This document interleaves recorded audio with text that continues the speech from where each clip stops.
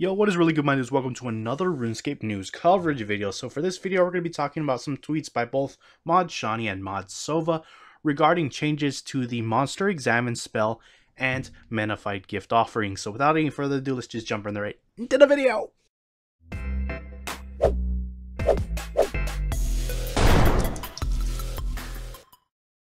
Alright guys, so first off we're going to start with Mod Shani, and he says he ever used the Monster Examine spell, doesn't look great in game.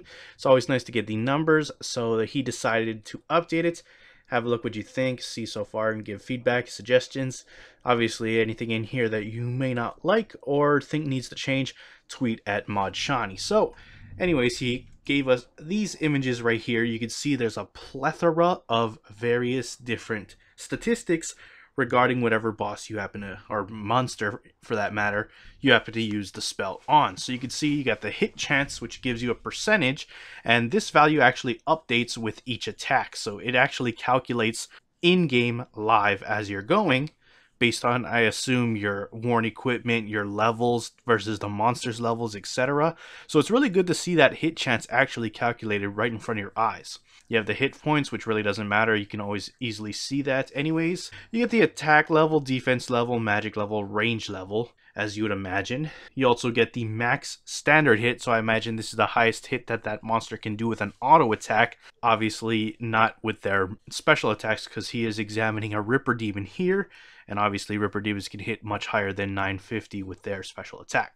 Anyways, you can see their main attack style, which happens to be melee, and the attack rate. Now, this attack rate is the number of ticks.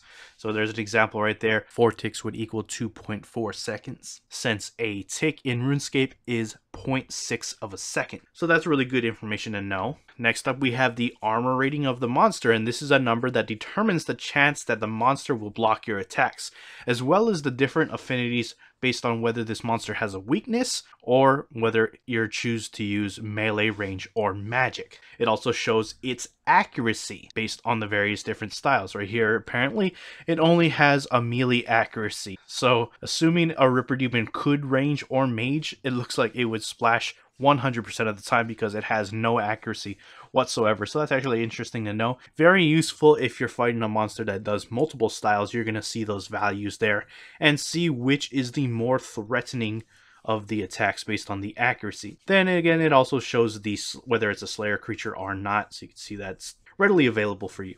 And obviously, affinity, if you don't know, if you have to be living under a rock, or you just don't know what that word means, the higher the number of the affinity, that means you have a greater chance of hitting that monster. So you want a high affinity. That's what you're looking for when it comes to looking at that value. But yeah, overall, that's actually really in-depth. Mod Shani has really updated the Monster Examine spell to be very useful. Obviously, you're not going to be really using this on the fly when it comes to actually being in the fight of the monster. This is the kind of information you probably would have had or would have looked up beforehand. But it does, it provides really good information. This is probably going to update the wiki to give all these stats, and then I don't know, it's just a really good overall tool to have at your fingertips to be able to see this information in great detail. So kudos to Mod Shani for coming out with that update. Really looking forward to it. Can't wait for that to come out.